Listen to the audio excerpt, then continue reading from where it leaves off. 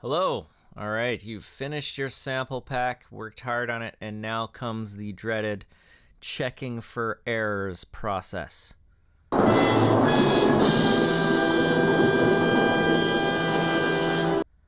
So the purpose of this video is to make that process a little bit easier and make it more efficient in actually catching all the errors. And the reason why it's so important to get this done before we send out the pack is because if we have to send out the pack again, it means we have to re-upload it to the site, send it to upwards of 10 distributors, and it creates hours of extra work. Nobody likes that. And if we release a pack and customers are buying it and they're finding errors, sometimes they don't report that, but they end up just giving it a low rating, and then they remember that this brand was a pack that has lots of errors in it, so that can you can lose out on future sales that way as well. So I've been checking packs for quite a long time, and I've developed a bit of a process for doing it and catching most of the mistakes. So this process is pretty good. So I'll just go over a few things of what we're looking for when checking for errors. The first one we want to look for is make sure all the tempo loops are labeled with the correct tempo and our exact bar lengths. We want no unnecessary silence at the beginning and end of one-shot samples. No clicks or glitches. We're looking for clicks or glitches. We're looking for sometimes just silent samples have a way of finding their way into packs, and as well as double samples. So we're looking for silent samples and double samples. We want tonal samples to be correct key and labeled with the right information. We want to make sure the samples are a consistent level, so you don't have quiet samples followed by loud samples.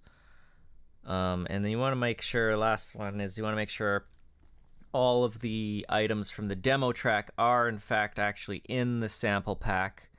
And the exceptions for that, I'd say, is say you have a vocal pack where you want some music to demonstrate the vocals a little bit better. So you can have a vocal pack and then say this is a vocal pack only, music elements are not included. Or a preset pack is another good one, where if you want drums playing behind the presets, saying okay, the drums are extra, not included in the pack. What I don't find acceptable is having a demo of a sample pack and saying, okay, we got the drums, the pads, and the melodies are in this, but the effects sounds, this sound is not included in the pack. Once you start getting like that, it's too confusing for the user, and it's misleading for what they actually get in the pack. One more thing I forgot to cover in that list here is actually going through preset packs as well. So preset packs, you want them to be categorized well, named well, and more importantly, if the synth has macros on it, you want the macros to be assigned. And another good thing to always do is have your mod wheel say assigned to vibrato. So when somebody's playing keyboard,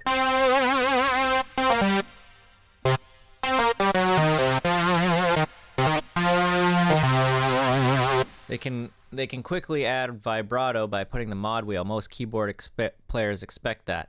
And the best way to do this here is to actually create your own initialized patch with the mod wheel already assigned, maybe the macros already assigned. So when you're going through your presets, you don't have to worry too much about macro setting, but then usually maybe just tailor one or two to do cool things like, you know, more complicated things, but then have a few that just do the reverb or whatever.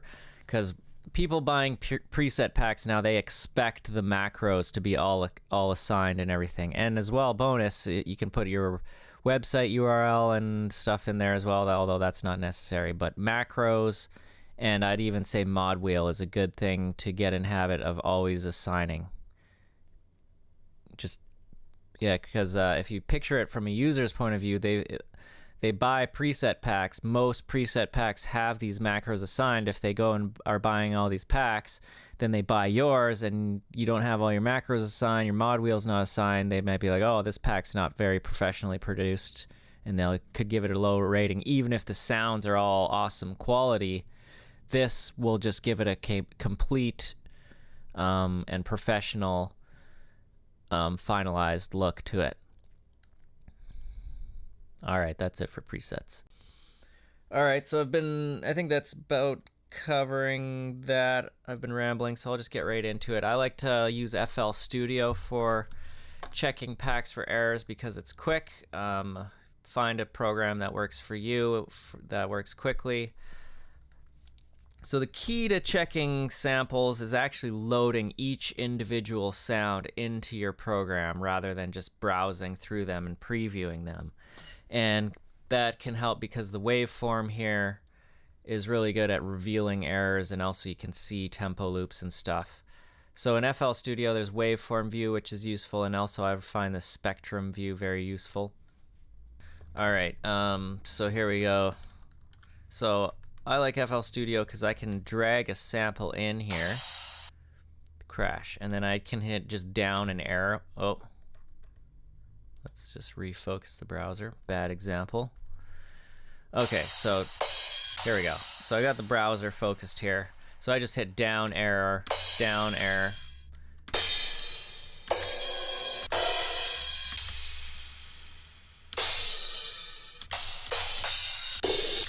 So once you get quick at that, you can actually see how you can go. I'm going to switch back to waveform view as well.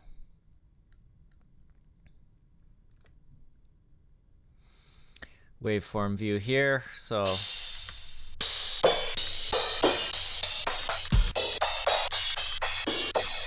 these samples are all good. I know these ones are all good because we've checked them. But if you were to see a little click here, or if this sample carried out like that with like all this silence, you'd want to end up cutting that out.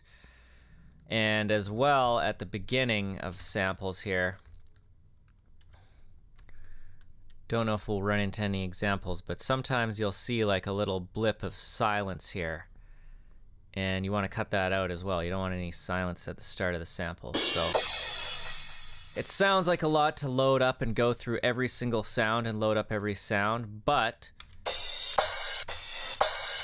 all right, here we go. Here's some. Okay, so that one actually has a little bit of attack that's meant to be in the sample. If we look at the spectrum view, there's actually sounds in there.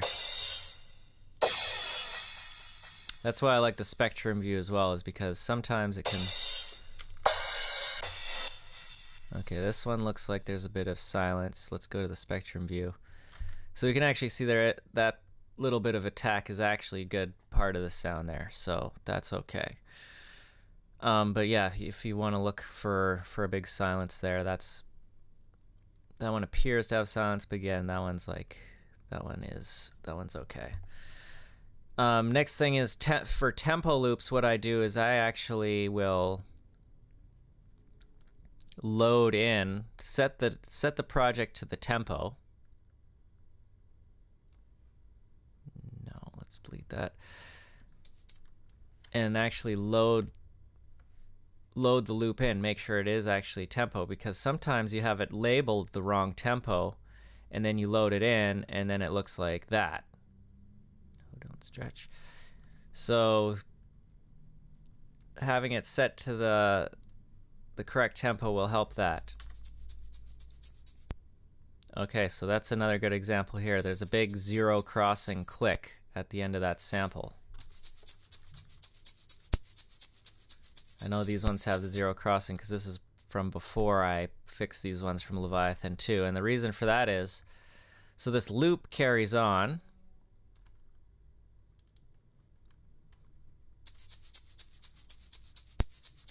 but we can hear a click at the end of that.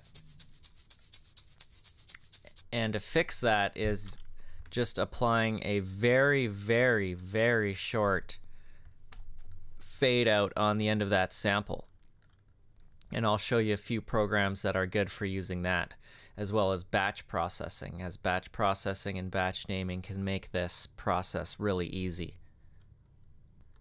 Alright, so here we are in SoundForge. I like to use this program for doing touch-up edits, like that one that we were just looking at, that shaker loop there. So what I would do for that, to fix that, is to actually just select the tiniest bit of this sample and doing a fade out. Very, very small fade out. And now we can see that's looping perfectly, very nicely without that click. You don't want to just do a big fade out because then you're going to lose that important information at the end of the sample. Just zoom in and do a very, very small fade out. The reason I like SoundForge is because it has the best batch processor that I have found. The batch processor is really easy to use. So when I need to do a whole bunch of samples, what I might do is load them all up in the batch processor so I can do them all at once. So we can see here, let's go see batch. So I've got like very short fade, we've got normalize and fade, normalize and slight fade. For the very short fade, this one I used the graphic fade in SoundForge.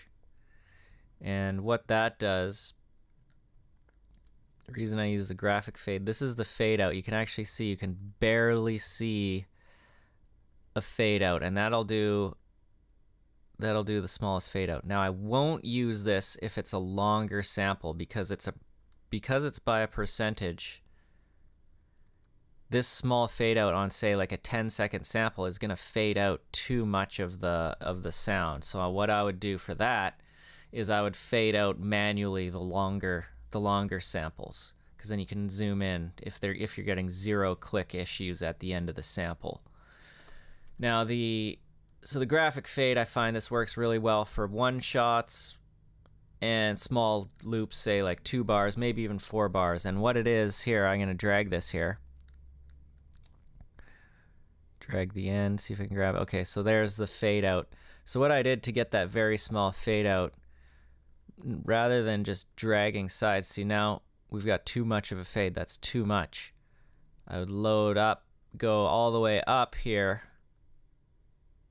and then I would just move it so slightly until, oh, too much again. There we go.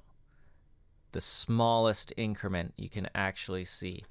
And that'll give you that good fade out. So I like to use SoundForge for that. Another program that has batch processing is Wavelab. I haven't used it too much, but that can batch processing and batch renaming.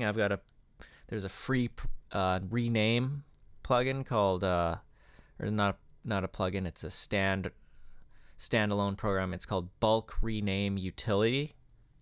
Bulk Rename Utility, and that one will save you hours for renaming. That's another thing that you should look for too, is that your samples are all categorized well and named well. I'd say a prefix here for a sample pack is very important, because once it gets out there, you don't want to have a sample that just says snare 01, because there's probably 1 million packs out there that have snare 01. So here we've got Leviathan 2. We've got Leviathan 2 underscore shakers underscore tempo underscore number. And that, another good thing about having the prefix is if people are making YouTube tutorials with your pack, then people will recognize it, and it's good extra advertising. I like underscores because it's easy to read, it looks professional, and also some samplers can actually read the underscores. If you have tempo, or if you have tonal information, it can automatically map the samples if you have an underscore and the key number. So another thing on numbering here is, if your folder is going to contain more than 100 sounds, if it's going to have 100 sounds or more, have 001, 002, 003. Don't do 1, 2, 3, 4, 5, 6, 7, 8, 9, 10, and then because then you're getting 1 digit, then you're getting 2 digits, then you're getting 3 digits. Some programs are fine for that, but other programs don't organize it well. Also, gives it an inconsistent look. And if you're like me and many other producers, you have a fair amount of OCD, and I'll put up some pictures here on the screen of what that makes me feel like when it's not like that. I know that's a weird thing, but that's, that's for me, and I know a lot of producers like consistency in the look of that. So that's a minor thing there, but I'm gonna throw that in there. Also, when doing batch processing and batch renaming, do not overwrite. I'm gonna repeat this: do not overwrite your original material. Things can go wrong in the batch processing, and that would be catastrophic if something went wrong and you overwrited your I'm gonna have to look that one up. If you have overwritten your source material with the batch process and you can't go back to it, so it's good to have backups. Make a couple backups as you go along, and that'll help things. And also, it's always a good idea when you're working on material to save the material in your project that you're working on, in case you have to come back and fix something that you noticed that you actually need to have access to the source project file. All right, so that's pretty much it. Oh yeah, I'll just do another kind of demonstration here. So the loops here, you want to set the tempo to the project, make sure it's in time. You might want to actually have a metronome.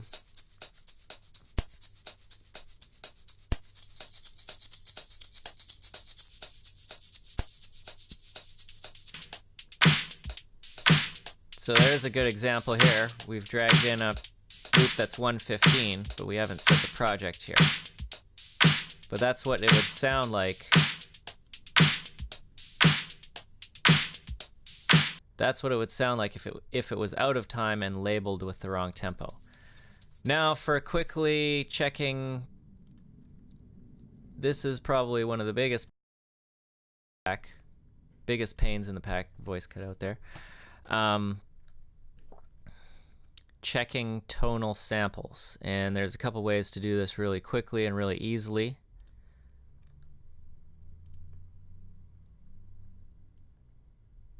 Bass one shots, sure, let's go with that. So this, for checking tonal samples, well, you want to drag them all in and just check them for errors and glitches and silence samples with the method of quickly previewing them.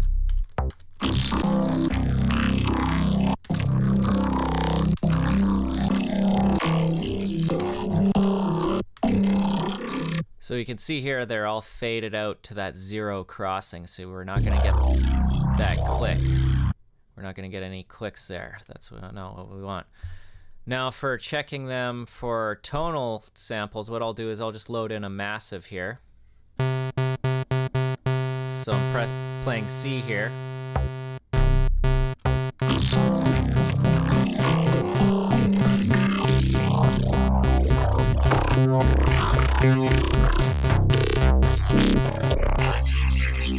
All right, so those are all C. Now your ear will get better of this too. You're listening for. You want to listen to see if there's any kind of. I'm playing.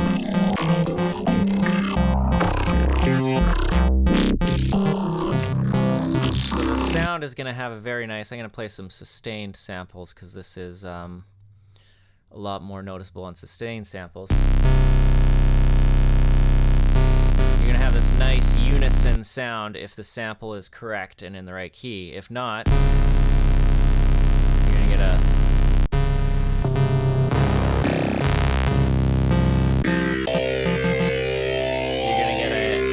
either a harmonic sound or a detuned sound if it's not the right key. This is all the right key. If you're having trouble hearing, sometimes it's hard if you get something that's a fifth. It might actually sound right if it's a fifth. It's harder to hear, but a way to do that, I like FL Studio again too, because I can go open, edit, pitch corrector, boom, C. Pitch corrector, C. Pitch corrector, C. That's another way to quickly check samples. Just load it into a pitch correction. Not sure where that one is. There we go, C. So that's a good way to check for tonal samples.